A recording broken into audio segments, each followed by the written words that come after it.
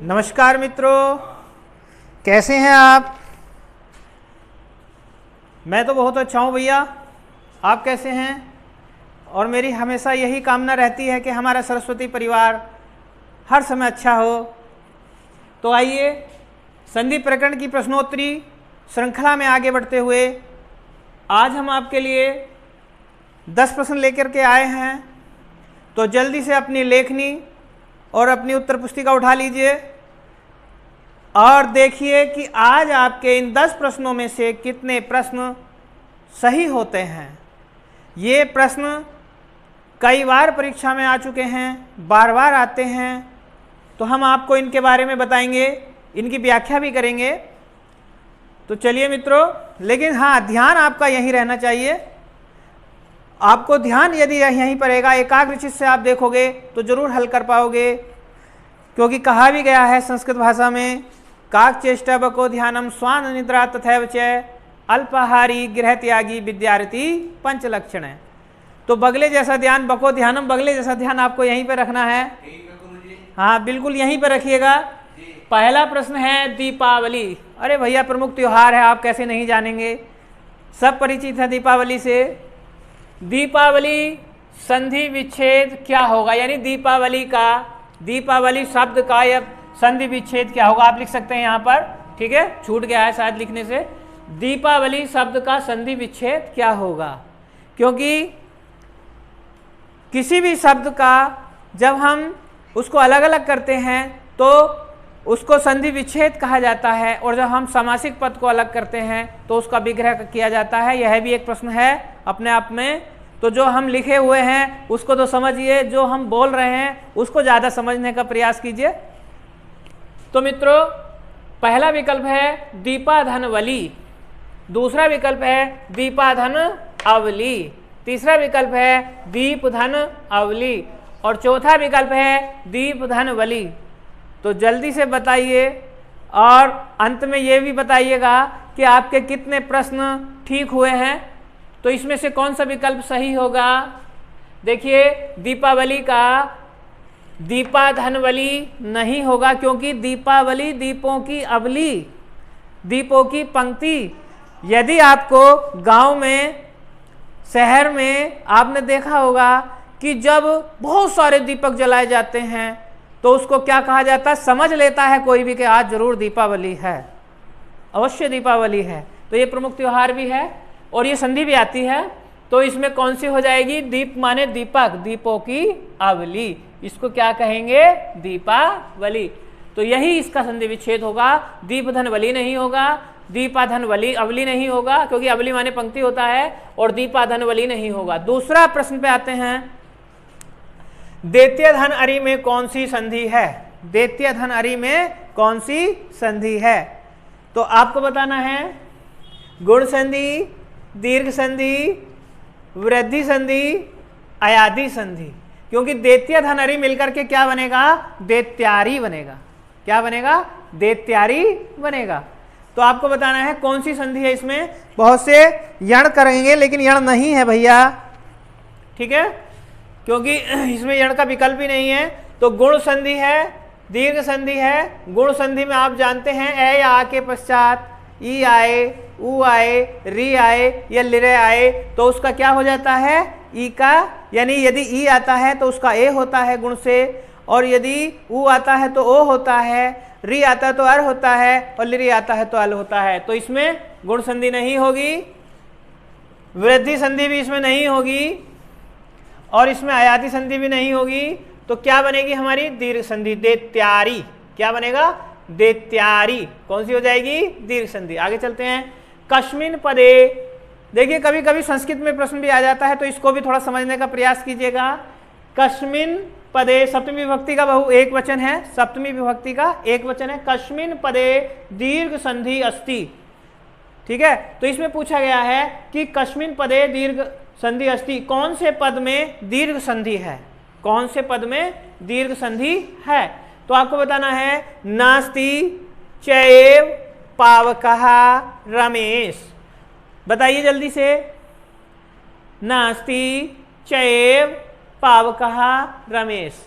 तो देखिए आगे बढ़ते हुए हम बताते हैं आपको रमेश। रमेश का जब हम संधि विच्छेद करेंगे तो क्या बनेगा, रमाधन ईशः। क्या बनेगा, रमाधन ईशः। तो आपको पता ए आ के पश्चात यदि कोई सी भी आ जाए तो उसका क्या बनता है, ए।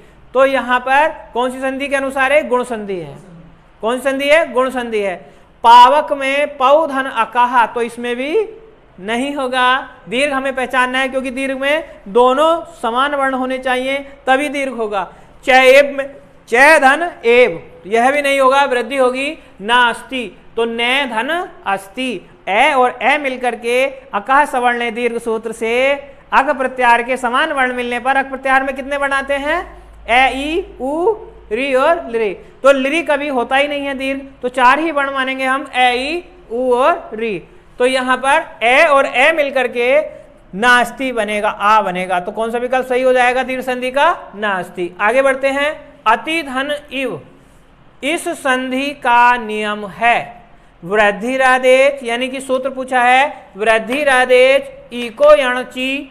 इसको हम एक जगह मिलाकर भी लिख सकते हैं, इको यणची को अलग अलग लिखा है तो कोई बात नहीं है, व्यंजन हमारा सूत्र व्यंजन ही रहा। अका सवर्ण दीर्घ हलन्त्यम, तो आपको बताना है कि अति धन इव अतीव बनेगा। क्या बनेगा, अतीव। तो ई और ई मिलकर के दोनों एक समान वर्ण हैं, तो कौन सा हो जाएगा, अतीव हो जाएगा। और कौन सी संधि से होगा, दीर्घ से होगा, जिसका सूत्र है अकाह सवर्णे दीर्घा। आगे बढ़िए। अरे भैया गला सूख गया, थोड़ा पानी लेके आइए। भैया मेहनत कर रहे हैं देखो। अरे भैया पानी पीने के लिए मना थोड़ी ना करता है हमारा संस्कृत परिवार।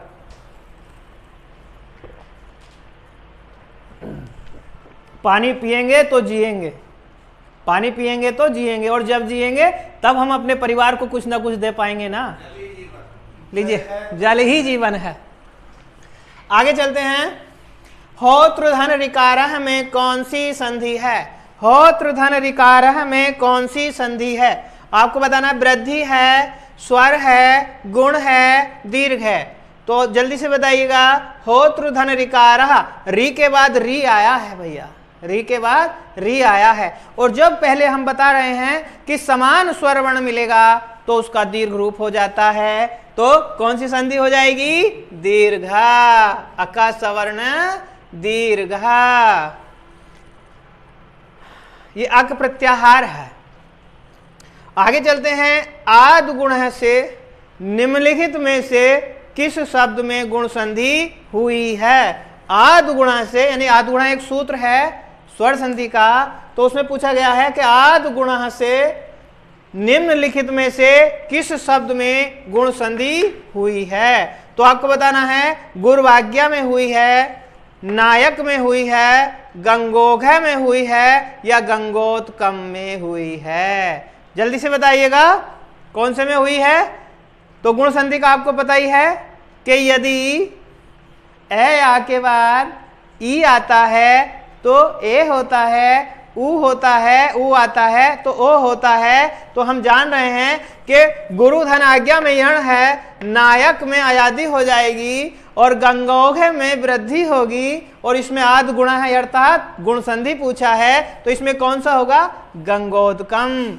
गंगा धन उदकम, क्या होगा, गंगा धन उदकम। निम्नलिखित में से किस शब्द में गुण संधि हुई है। आगे बढ़िएगा, यदि ए या आ के बाद में ई या ई आए तो होगा। ये तो मैं आपको बता चुका हूं कि यदि ए आ के बाद में ई या ई आता है तो इसका कौन सा विकल्प होगा, ए होगा, आई होगा, ओ होगा, या औ होगा। तो जल्दी से बताइएगा, ए होगा, ए आई होगा, ओ होगा, या औ होगा।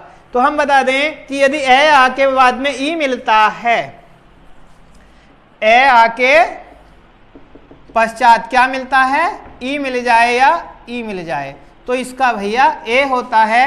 ए आ के बाद में कोई सा भी ऊ मिल जाए तो इसका हमारा ओ होता है। और यदि ए आ के बाद में री मिल जाए तो क्या होगा, अर होगा। और यदि ए आ के बाद में लिरी मिल जाता है तो उसका अल होता है। तो देखिए ये आपको बता दिया गया है।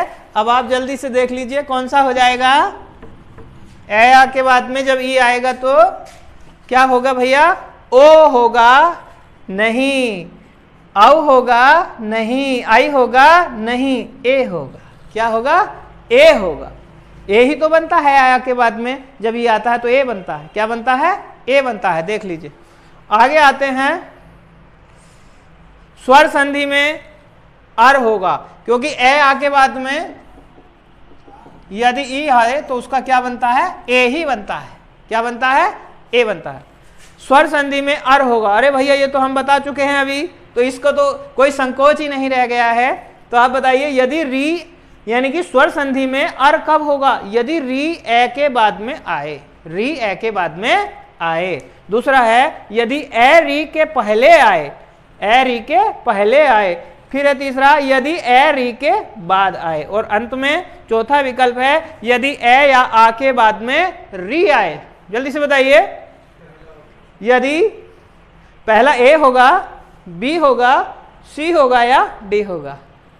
तो देखिए मित्रों, हम बता रहे हैं आपको, यदि ए आ के पश्चात में री आए, अभी अभी बताया भी था कि यदि ए आ के पश्चात में री आए तो उसका क्या हो जाता है, अर हो जाता है। क्या हो जाता है, अर हो जाता है। आगे चलते हैं,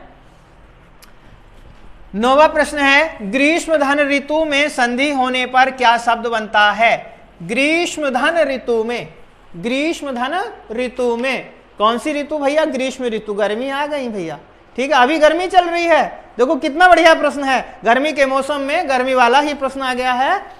ग्रीष्म धन ऋतु में संधि होने पर, वैसे 6 ऋतुएं होती हैं याद रखना, पूछा जाए तो, क्या शब्द बनता है। ग्रीष्म ऋतु, ग्रीष्मस्तु, ग्रीष्म ऋतु, उपयुक्त में से कोई नहीं। तो आपको कौन सा बताना है कि ग्रीष्म ऋतु मिलकर के क्या बनेगा।